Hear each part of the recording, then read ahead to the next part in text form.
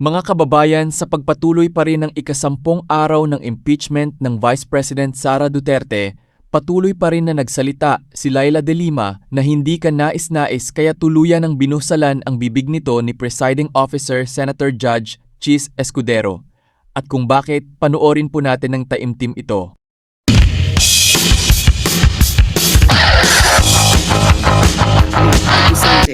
Sa kabuuan ng ebidensya, makitang hindi lang mga simpleng irregularidad ang nangyari. Objection, Your Honor. Malinaw Again, ito. objection, Your Honor. Honorable Ang De Lima, I would have to sistematikong stop paraan. you. This is out of I would line. have to stop you at this point. The continuing objection of the respondent is duly noted. I would have to stop you at this point. And I have to my stop due now. apologies, but kindly call your witness already. Thank you, Your Honor. Your Honor, same appearance for the prosecution. Your Honor, may we be given a 5-minute opening statement? May we request Representative Leila de Lima to be recognized by the Chair, Your Honor? The chair would like to remind the Honorable De Lima, if indeed she will make an opening statement, to kindly avoid conclusions of both fact and law, as we have previously agreed upon and raised by the defense in previous hearings, and as pointed out by several senator judges. With that conditionality, the Honorable De Lima may proceed with her opening statement. Your Honor, may we comment on that matter? Yes, what is the pleasure of Attorney Paul? Your Honor, I'd like to apologize for having to comment on this matter, but as far as I recall, the presiding officer already made a ruling before against opening statements, Your Honors. Again, I will be very conscious, Honorable De Lima, with respect to statements of fact and law that are not coming out from the mouth of any witnesses you will be presenting. So kindly be precise and short with respect to your opening statements. You may proceed, ma'am, subject to those reminders. Thank you, Mr. Presiding Officer. This is about 5 minutes or a little more than 5 minutes. Mr. Senate President, Mr. Presiding Officer, Honorable Senator Judges, mga kababayan, magandang umaga po. Sa ating pagbabudget para sa pamilya, dahil hindi naman unli ang pera, masinop ang ating paggasta sa talagang kailangan at kapakipakinabang natin nilalaan. Ganyan din dapat sa pondo ng bayan. Sa yugtong ito ng paglilitis, pag-uusapan natin ang confidential funds. Ito ang budget para sa mga sensitibo at surveillance-related activities upang suportahan ang mandato ng mga civilian agencies. That a budget is intended for confidential operations does not mean that the conduct of the officials involved in the handling of people's money is exempted from the demands of transparency, scrutiny, and accountability. Public office is a public trust. Yan ang sabi ng konstitusyon. Sakop nito ang lahat na nasa gobyerno. At ang utos na yan ay hindi pwedeng balewalain dahil confidential lang o confidential ang pondo. Ang confidentiality ay para protektahan ang lehitimong operasyon at informant. Hindi ito pahintulot para mag-imbento ng pangalan at dokumento. Hindi ito palusot para ibulsa ang pera. Kung confidential ang pondo, lalo pa ngang mataas ang pananagutang kaakibat nito. The Constitution entrusts this court with the solemn duty to determine whether the respondent Vice President committed culpable violation of the Constitution, graft and corruption, and betrayal of public trust. The evidence will show that she did.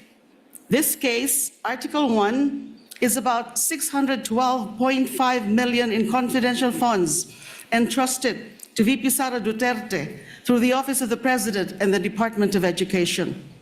This is not about one missing receipt. This is not about a clerical error or accounting mistake. The evidence will reveal a pattern, a systemic course of conduct that, taken as a whole, demonstrates graft and corruption Your Honors, and betrayal of public trust. With the permission of the Honorable De Lima, yes, Counsel for Your Honors, Respondent. again, Your Honors, I think we have to object to the statements being made by the Honorable De Lima, with all due respect, of course. Your Honors, they can do that through the offer of their evidence, Your Honor. Chair will instruct the Honorable De Lima to kindly limit her statements. I was listening intently in the beginning, it was okay, Honorable De Lima, but later on, you did make conclusions of law already, which the Chair orders to be stricken from the record. You may wind up, Honorable De Lima, but kindly avoid conclusions of fact and law. Your Honors, please, if I may just be given just Yes, a few seconds. Your Honors, ang naging problema natin nung huling pagkakataon na pinayagan natin yung ganitong statement at sinasabi na nga ng presiding officer is kahit naman i-strike off the record natin, narinig na po at nasabi na. So to allow, Your Honors, again, a continuation of such is really goes into the matter of fair play, Your Honor. Honorable De Again, Lima, with all kindly due wind respect, up. Again, you were forewarned beforehand to kindly limit your statements. Hence, you are faced again with a similar situation. Kindly wind up, Honorable De Lima, and call your witness. Ang dami pong malalampasan sa aking opening statement because this Yes, is but supposed to be an again, overview it is the of the court's case, position the overview of the evidence. to let the witnesses speak, not the counsels, insofar as the evidence is concerned or conclusions of both fact and law. Kindly wind up, Honorable De Lima. I submit to your honors, and so I will wind up. Kapag ang isang impeachable officer, tulad ng pangalawang Pangulo, ay nabuso ang kapangyarihan sa paraang sumisira sa accountability Same o objection, Your sumusuway Honor. sa pananagutan, dapat pa ba siyang pagkatiwalaan? Dapat pa ba siyang manatili sa pwesto? When the Filipino people entrusted their money to Vice President Sara Duterte, was that trust honored? That question will not be answered by politics, by general denials, by press releases. It will be answered by the witnesses, by the documents, by audit, and by the evidence, and the prosecution is ready to present it. Sa kabuuan ng ebidensya, makitang hindi lang mga simpleng irregularidad ang nangyari. Objection, Your Honor. Malinaw Again, ito. objection, Your Honor. Honorable Ang De Lima, I would have to sistematikong stop paraan. you. This is out of I would line. have to stop you at this point. The continuing objection of the respondent is duly noted. I would have to stop you at this point. And I have to my stop due now. apologies, but kindly call your witness already. Thank you, Your Honors. I submit. Thank you very much. Kindly call your witness, Representative Chua. Thank you, Your Honor. Your Honor, we are going to present our first witness in the person of Ms. Violeta Constantino. The clerk of court, through the Sergeant at Arms, is instructed to situate Ms. Violeta Constantino to the witness stand.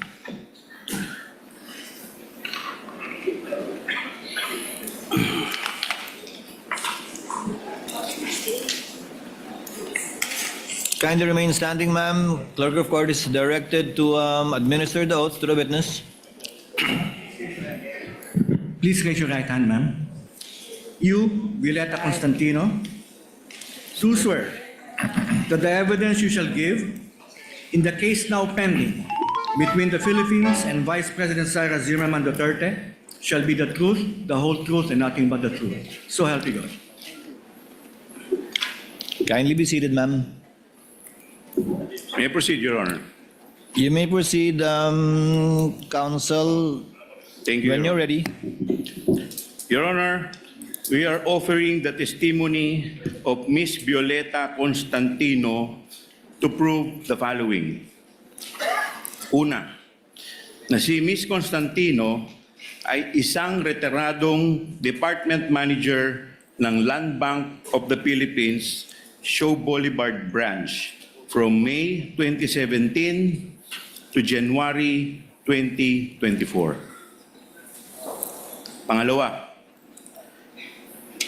na ang Land Bank of the Philippines, Show Boulevard Branch, ang nagproseso ng encashment ng 4 na cheque payable sa isang Gina F. Acosta sa halagang 125 million each sa mga sumusunod na cheque.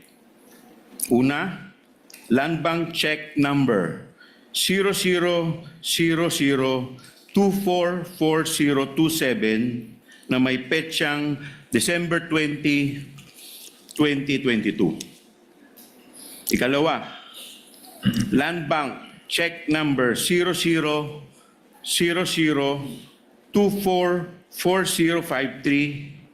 na may petsang January 31, 2023. Ikatlo, Land Bank Check Number 0000245511 na may petsang April 18, 2023. At ikaapat, Land Bank Check Number 0000245664 na may petsang July 13, 2023. Katlo, na ang mga nasabing tseke ay lahat pinondohan ng Philippine Treasury at nilipat sa account ng Office of the Vice President.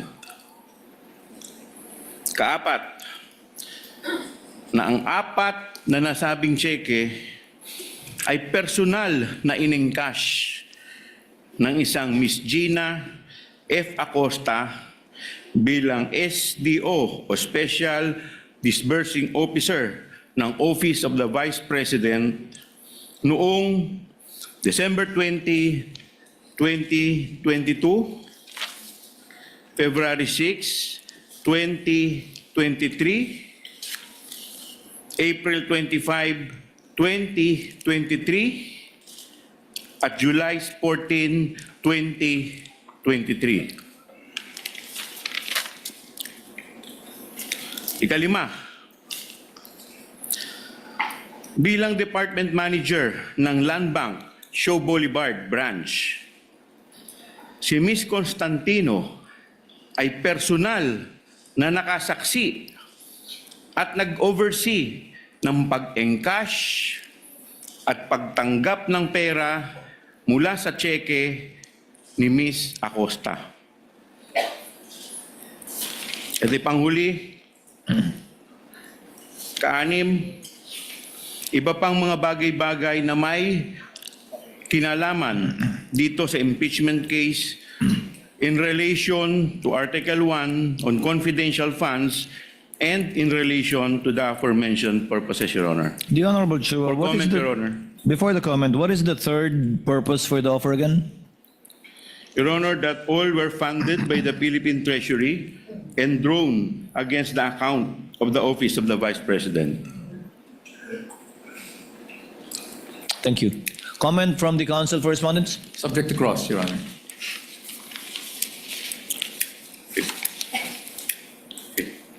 May we proceed now, Your Honor?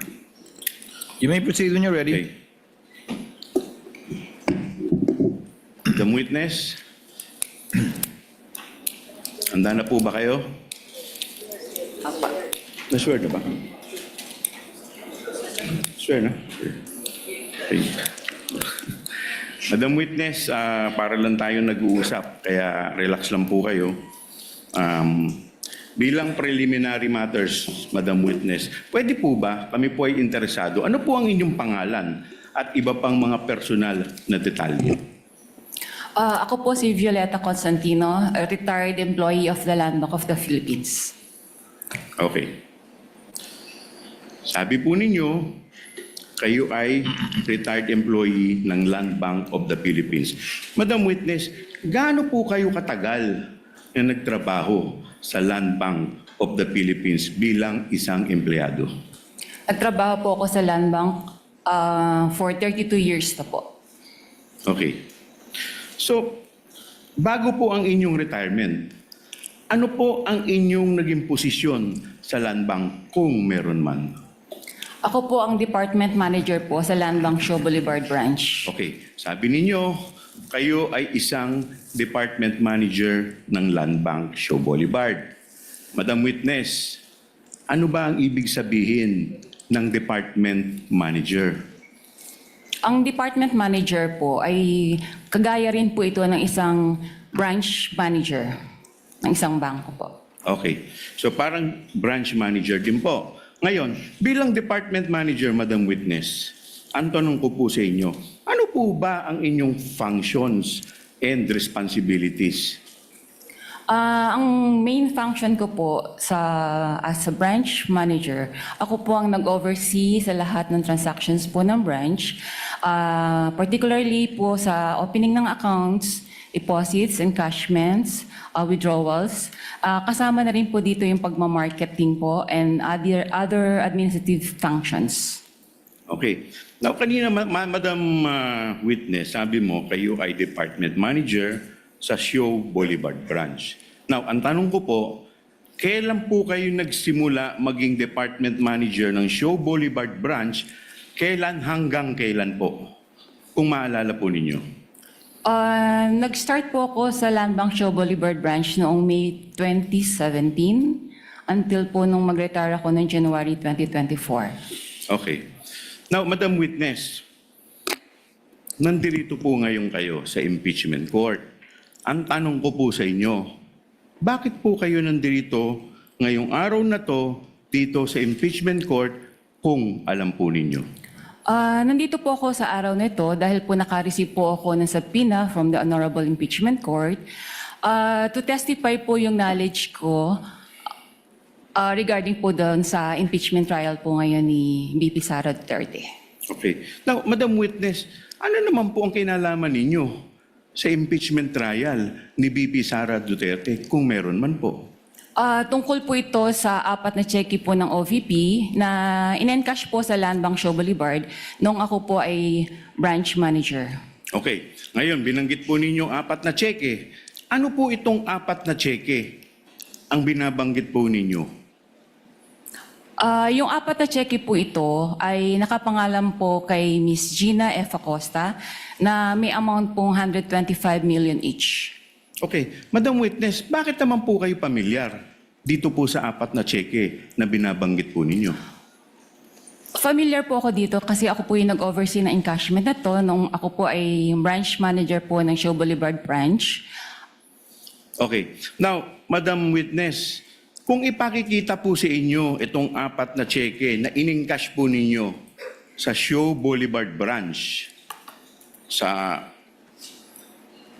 pag ipakikita po ito sa inyo, itong kopyang ito, ma-identify po ba ninyo ito? Opo. Okay. Madam Witness,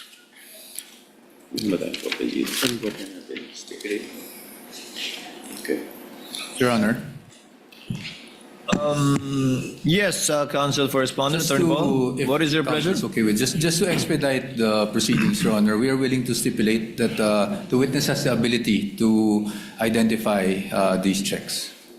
okay. Has the ability to identify the checks. And we are also not questioning the authenticity of such checks, Your Honor. For the reference of the senator judges, you're referring, Attorney Poa, to the 4 checks which are common exhibits of both parties. That is correct, Your Honor. Can we, just to confirm, Clerk of Court is directed to kindly show on the screen the checks being stipulated to and admitted by the respondent. It should be exhibit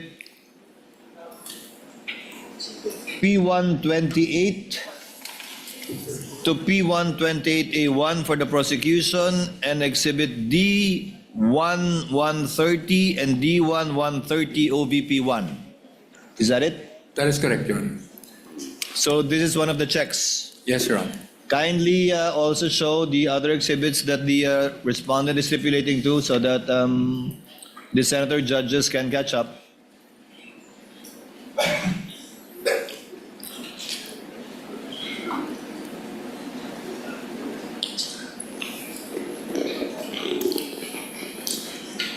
Given that the respondent is stipulated to the aforementioned checks for 125 million each, dated December 20, 2022, January 31, 2023, April 18, 2023, and July 13, 2023, correct? That's correct, Your Honor.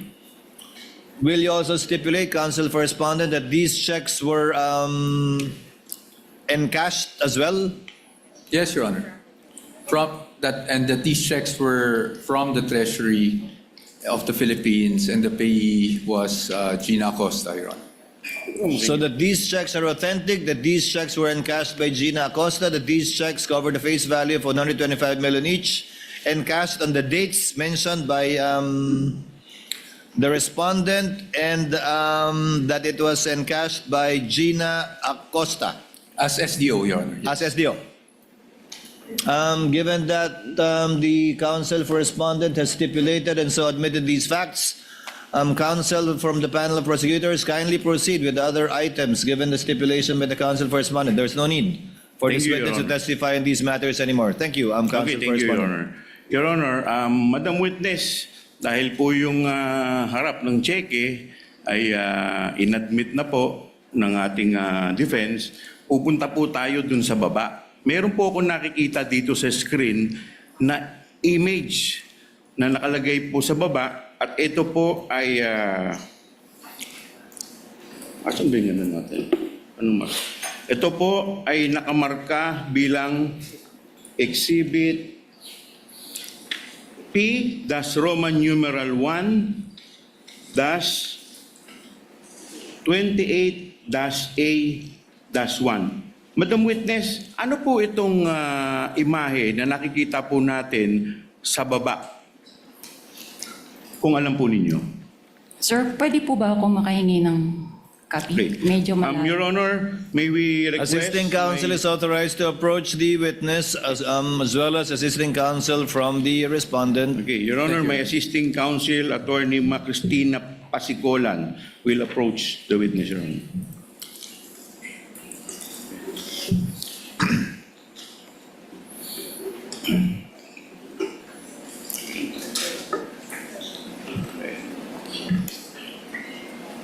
The clerk is instructed to kindly magnify the submarking being alluded to by the counsel from the panel of prosecutors. Yung nasa baba po, na may marka po na binanggit ko pong exhibit. Okay, ulit po, please. Dito po sa cheque, dito po sa screen natin, meron pong imahe. At meron po ditong nakamarkang Exhibit P-1, Roman numeral 1-28-A-1. Ano po itong imahe na to, kung alam po ninyo? Yung po bang certified true copy po? Huwag po kayo tumingin dito sa screen. Diyan po sa, yung imahe po, yan po. Doon po sa isang malaking box. Yung malaki, ano po yan? Ito po yung mga pirma po ng mga empleyado ko po noong time na na-encash po yung check. Okay, nasaan po yan? Saan bahagi po ng cheque yan? Doon po sa 3 boxes. So, yung, Madam Witness, pwede pong pakilapit po yung inyong pakilapit po sa mic, yung para marinig po tayo. Yan. Yan pong imahe dyan po, sa baba po ng, di ba, yung taas po, yan po yung harap ng cheque. Ano po yung imahe na nasa baba? Ano po yan? bali po, ito po yung signature verified by po ang nakalagay. Pirma po ito ng aming verifier. Okay, saan po nakalagay yan? Sa may? Sa upper ano po. Sa Yung dorsal? po- Sa sa likod dorsal po side ng ng cheque. cheque. Okay. Opo. Now, Yung una Madam pong Witness, box. dito po sa box na to, meron ditong 3 maliliit na box. Pwede po bang mai-request yung box na to na medyo palakihan at i-zoom po? I-zoom po, papalapit. Yan. Pwede po bang pataas? Pataas, paharap. Pa-rotate po, paki-rotate po, paki-rotate.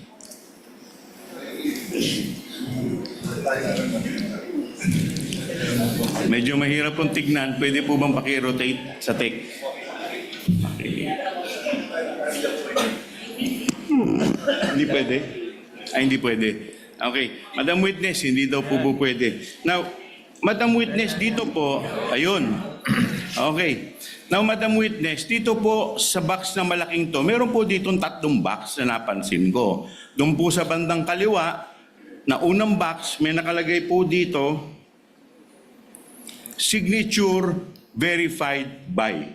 At sa baba po nito, meron pong mukhang pirma. Now, Madam Witness, ang tanong ko po sa inyo, Kaninong pirma po to kung alam po ninyo? Ang pirma pong ito ay kay verifier po ng branch. Okay. Now, Madam Witness, pag pumirma ang verifier dito sa box na to, sa signature verified by, ano po ang ibig sabihin nito? Ang ibig sabihin po ng signature ng verifier ay na-verify niya po yung identity ng payee base po sa kanyang IDs na presinta. At the same time po, na-check niya rin po sa system na ito po ay may advice na galing po sa Office of the Vice President na pwede na pong i-release. Okay. Now, pupunta po tayo sa susunod na box na may nakalagay po ditong posted by. At meron din po ditong mukhang pirma. Now, Madam Witness, ang tanong ko po sa inyo, kaninong pirma po itong nakalagay sa posted by? Kung alam po ninyo. Ang nakapirma po sa posted by ay kay Teller po. Okay. So, Madam Witness, pag pumirma ang isang teller dito sa box na to kung saan nakalagay ay posted by, ano po ang ibig sabihin ng kanyang pirma? Kung maalala po ninyo. Ang pirma po ni Teller, ang ibig sabihin po nito ay na-encode na po niya sa system ang lahat po ng detalyado ng cheque. Okay. Now, pupunta na po tayo sa ikatlong box na may nakalagay pong approved by at meron din po ditong mukhang pirma. Now, Madam Witness, kanino naman pong pirma ito? Kung kilala po ninyo. Pirma po ito ng aming approver. Okay. Pag pumirma po ang approver dito po sa box na to, ano po ang ibig sabihin ng kanyang pirma? Ang ibig sabihin po ng pirma ng approver ay nakita niya po na ang pagproseso ng pag-verify po sa cheque ay dumaan po sa tamang proseso at ito po ay pwede na pong i-encash. Okay. Now, Madam Witness, bakit po kayo pamilyar dito sa tatlong pirma na binanggit po ninyo? Sila po yung aking mga staff nung ako po ay nasa Luan Show Boulevard pa po. Ako po yung branch manager. Okay. Now, Madam Witness, ang susunod ko pong tanong sa inyo, kailan po na-encash itong checking ito? Kung maalala po ninyo. As shown po dito sa dokumento na to, ito po ay na-encash ng 20 December 2022. 20. Okay. Now, sabi po ninyo, as shown dito sa record. Ano po bang record ang binabanggit ninyo, Madam Witness? Ito po yung validation ng teller na naka-appear po doon sa ilalim. Now, Madam Witness, pwede po ba pakituro po sa amin, nasaan po dito sa parting to, ng dorsal side Ito ng po. cheque, yung binabanggit po ninyo? Nasa ibaba po, lower right portion. Lower right portion. Opo, Pwede po ba paki-zoom para po mas malinaw at para po sa mas makita po natin ng maigi? Ganun. Yan. Yan. Saan po dito? Ano pong nakalagay? 20 December, DEC 2022. Yan. Okay. Now, Madam Witness, kailan nilagay ang markang ito kung alam po ninyo? On time po ng encashment. Okay. Now, pupunta na po tayo sa pangalawang dokumento, Madam Witness. Ito po ay yung check number 0000244053 na may petsang January 31, 2023 at payable sa isang, again, Miss Gina F. Acosta for 125 million pesos. Now, Madam Witness, ano po ang relasyon ng checking ito sa mga checking binabanggit po ninyo kanina? Kung meron man po. Yan pong cheque na yan ay isa po sa mga apat na cheque po na na-encash po ni Miss Gina F. Acosta nung ako po ang branch manager. Okay. Madam Witness, hindi ko na po itatanong sa inyo yung taas dahil yung po ay inadmit na at in-stipulate na po natin. Pupunta po tayo doon sa lower portion kung saan may nakalagay na Exhibit P-Roman numeral 1-28-B-1. Now, Madam Witness, ano po itong imahe na minarkahan ng nasabing exhibit? Kung alam po ninyo. Ito po yung likod ng cheque po. Okay. Now, bakit po pa kayo pamilyar dito po sa checking ito, Madam Witness? Ito po yung in-encash nga po nung ni Miss Gina Costa nung time ko pong manager sa Land Bank Show. Okay. Now, Madam Witness, pupunta tayo dun sa malaking box. Pwede po bang paki-zoom in ulit yung malaking box? Pwede po paki-ipatyatayo po. Yan. Now, Madam Witness, kagaya po ng naunang cheque, ito po ay may 3 boxes doon at nakapaloob po sa malaking box.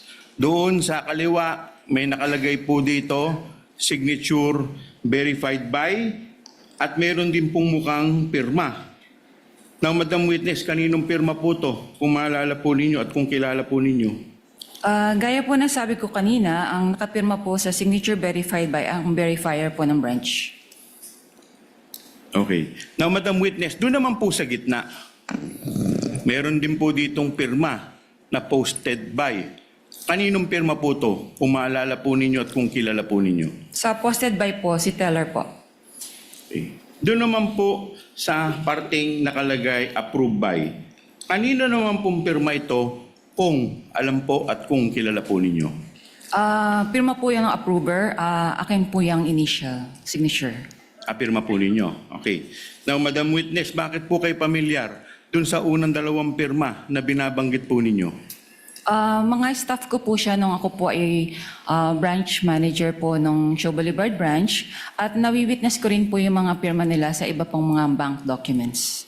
Okay. Now, Madam Witness, ito pong pangalawang cheque na nakikita po natin, kailan po ito in-encash kung maalala po ninyo? As shown po dito sa dokumento, ito po ay na-encash noong 06 Feb 2023 po. 06 Feb 2023. Now, Madam Witness, nasa ang parte dito po sa ligot yung inyong pinagbabasihan? Nasa lower right po portion. Lower right portion. Pwede po ba pakituro po ninyo specific? Saan po dyan na nakalagay? Yun po, 06 Feb 2023. 06 Feb 2020. Okay.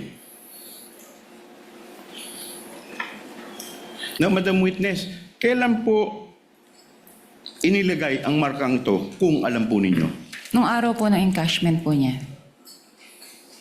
Okay.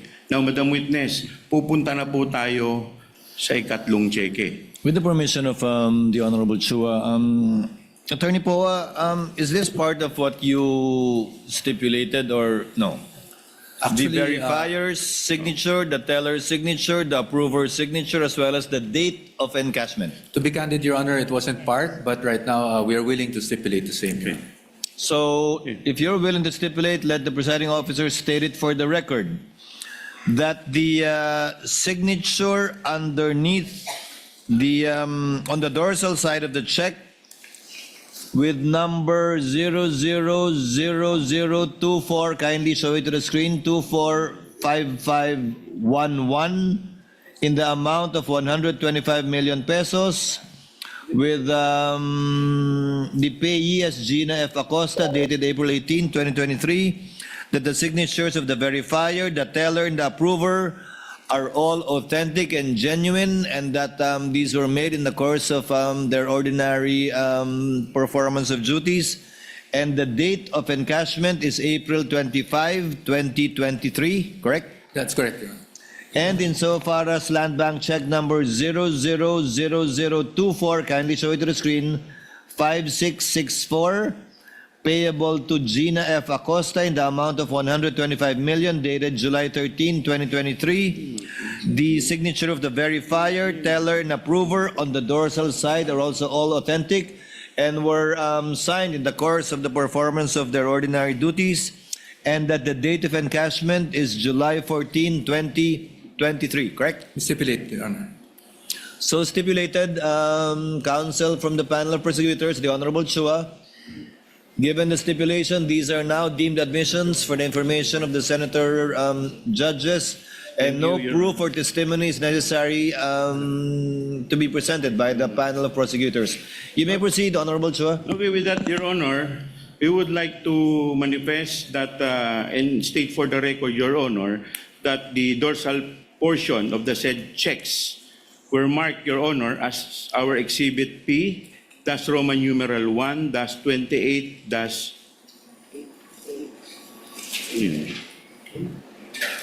A, that's 1 for the first check, Your Honor, and for the second check, Your Honor, Exhibit P, that's Roman numeral 1, that's 28, that's B, that's 1, and for the third check, Your Honor, Exhibit P, that's Roman numeral 1, that's 28, that's C, that's 1, and for the fourth check, Your Honor, is Exhibit P, that's Roman numeral 1, that's 28D, that's 1, Your Honor. For the record, Your Honor. Now, Duly noted and entered into the records. You may No. proceed when you're ready. thank you, Your Honor. Now, Madam Witness, dito po sa checking ito, may nakatatak po dito na certified true copy of the digital copy on file. Now, Madam Witness, pwede po ba malaman namin nasaan po ang original ng checking ito kung alam po ninyo? Ang original copy po ng mga check-in nito ay na-shred na po siya. Okay. Bakit po siya sinred kung alam po ninyo? As per bank policy po, lahat po ng mga negotiated checks ay may retention period lang po ng 1 year. Kaya ito po ay sinishred na. Okay. So sinasabi po ninyo na ang mga cheque ay sinisred. Now, Madam Witness, pag sinabi ninyong shred, ano po ang ibig sabihin ninyo ng salitang o katagang shred? Ang meaning po ng shred, ito po ay dumadaan po siya sa machine shredder.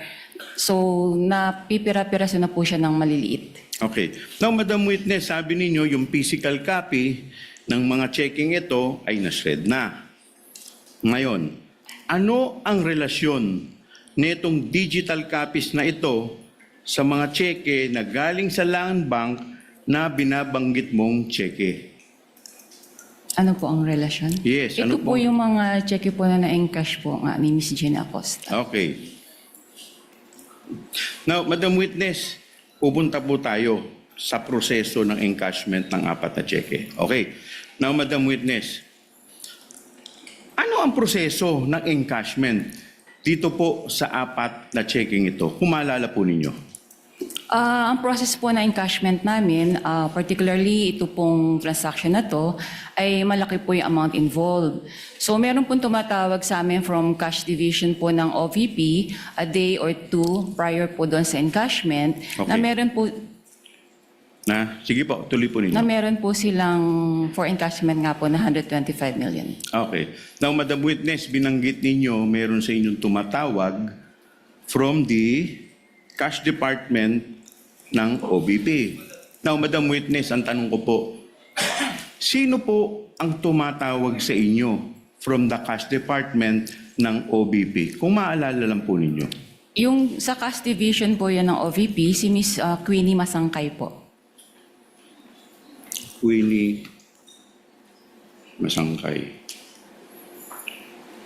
At sino naman po sa inyong branch ang tinatawagan ni Miss Queenie Masangkay? Ako po, ang Okay po. tinatawagan Okay. niya. Now, Madam Witness, paano po ninyo nalaman na si Miss Queenie Masangkay ay from cash department ng OVP? Bali siya po yung liaison ng OVP from the cash division at siya rin po yung tumatawag po sa akin sa other banking needs po nila. Okay.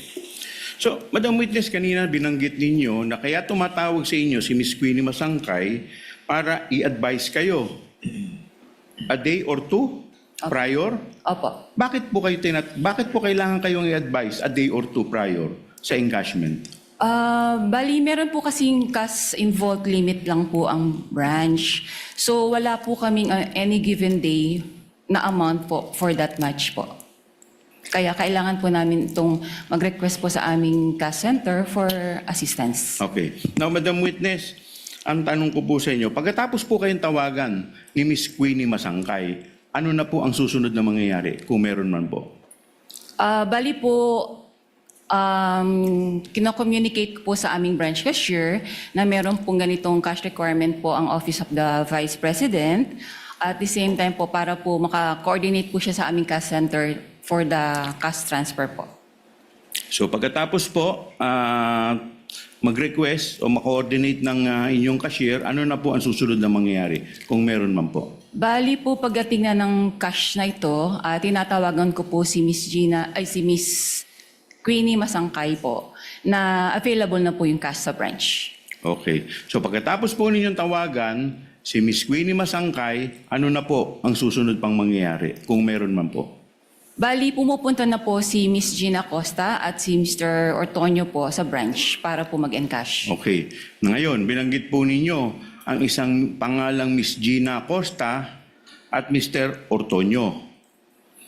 Paano po ninyo nakilala si Miss Acosta at si Mr. Ortonio? Una ko pong nakilala si Mr. Ortonio kasi bali isa po siya sa mga authorized signatories po ng OVP. And then inintroduce niya po si Miss Gina Acosta na siya po yung pay ng cheque worth 125 million po. Okay. Now, Madam Witness, pagpunta po sa inyo ni Miss Gina Acosta at ni Mr. Ortonio, ano na po ang susunod na mangyayari? Noong first encounter ko po sa kanila, bali po yung cheque na yon ay binigay po ni Miss Gina together with her identification card niya. So, finorward ko po ito sa verifier para po ma-process. So pagkatapos po ninyong i-forward sa verifier para ma-process, ano na po ang susunod na nangyari kung meron man po? Bali po, binay-verify po ito ni verifier, yung mga authorized signatories po ng cheque. And then, chinecheck niya rin po sa system kung ito po ay mayroon ng advice from the OVP para po ito ay i-release na. Okay. So pagkatapos po ma-check, kung meron ng advice, ano na po ang susunod na mangyayari kung meron man po? Na-forward na po ito sa teller para po encode sa system at para po makapag-request na po siya ng cash. Okay. So pag-forward sa teller, ano na po ang susunod na mangyayari kung meron man po? Pag po na-approve na rin po ng approver, tatawagin na po niya si Miss Gina Costa para po mapareceive niya po yung cash. Okay. So sabi ninyo, tatawagin ni approver si Miss Gina Acosta para tanggapin na yung cash. Si teller po ang tumatawag Okay. po. Tatawagin ni Taylor si Miss Gina Acosta para Ipa-receive na po yung ipa-receive cash. na yung cash. Ano na po ang susunod mangyayari pagkatapos pong i-inform ni Taylor si Miss Gina Acosta? Bali, since malaki din nga po yung amount, ina-guide po si Gina Acosta papasok po sa backroom para po doon i-release yung cash. Okay. Ngayon, may binabanggit po kayong backroom. Sino-sino po ang nasa backroom kung alam po ninyo? Noong pong unang release po noong cash, ako po ang nandoon, si teller, yung branch cashier, si Miss Gina, and then si Mr. Limuel po. Okay. Ortonio. So pagdating ninyo sa backroom, ano na po yung mga sumunod na pangyayari kung meron man po? Nirelease po yung ng teller po, after po ma-receive, doon sa cheque po, yung payment received, nirelease na po ni teller yung cash kay Miss Gina in packs po siya, worth 1 million each po. Okay, so maalala po ba ninyo kung ilang packs po ang nirelease kay Miss Gina Acosta? Bali, 125 packs po yun. 125 packs. Okay. Now, pagkatapos pong i-release itong pera in packs, in 125 packs, ano na po ang susunod na mangyayari? Bali, nilalagay na po nila yon sa dala po nilang bags. Okay. Ngayon, meron po kayong binanggit na bag. Madam Witness, anong klaseng bag ang pinaglagyan ng pera kung maalala po ninyo? Sa pagkaalala ko po, isang mahabang malaking bag po siya. Para pong gym bag. Okay. Madam Witness, ilang bag po ang dala po ni Miss Gina Acosta at ni Mr. Ortonio? Sa pagkaalala ko po, mga 3 to 4 bags po yun. Okay. Now, Madam Witness, sabi ninyo, nilagay dito yung 125 million sa 3 to 4 bags. Okay. Ano na po ang susunod na mangyayari pagkalagay po nila dito po sa bag? Lalabas na po sila ng bangko. Okay. Madam Witness, si Miss Gina Acosta lang po ba? O sino, may kasama pa po ba si Miss Gina Acosta at saka si Limuel Ortonio? Sa pagkaalala ko po, meron po silang kasama. Ilan po, kung maalala po ninyo? Hindi ko na po ma-recall. Okay. Now, Madam Witness, ang tanong ko po sa inyo, paglabas po nila, meron po ba sa bangko na empleyado na tumulong sa kanila para bitbitin po itong bag, kung meron man po? Wala po, sir. Bakit po wala? It's against bank policy po na tumulong po sa mga kliyente, ang mga empleyado, or even po yung security guards po namin. Bakit po yun against sa bank policy, Madam Witness? In case po na for safety and security measures din po, para po hands-off na po ang bangko once na ma-release na po yung physical cash po. Okay. Now, Madam Witness, ito pong huling tanong ko. How much po in total, Madam Witness, ang winidraw in relation po dito po sa 4 na checking binabanggit po ninyo? Ang total po ng 4 na cheque, mga po siya, kalahating bilyon po. Okay. That would be all, Your Honor. Thank you, Honorable Chua. Cross from the Council for Respondent, Attorney Poe. You may proceed when you're ready, sir. Nothing to cross, Your Honor, from our end. However, Your Honor, may I just make a manifestation just on the markings, Your Honor? Council may do so. Just on the markings of the check, we'd also like to put on record, Your Honors, that for check with ending 244027, dated December 20, 2022, this is marked by the prosecution on the face of the check as T-1-130-OBP. On the dorsal portion, it is D-1-130-OVP-1. For the second check, dated January 31, 2023, ending with 244053, on the face of the check, this is marked as D-1-131-OVP. Dorsal portion is marked as D-1-131-OVP-1. For the third check, dated April 13, 2023, with ending 245511, face of the check is marked as D-1-132-OVP, while the dorsal portion was marked as D-1-132-OVP-1. The fourth and last check, ending 245664, dated July 13, 2023. The face of the check was marked as D-1-133-OVP, while the dorsal portion was marked as T-1-133-OVP-1. That is all, Your Honors. Again, nothing to cross from our end. Yeah.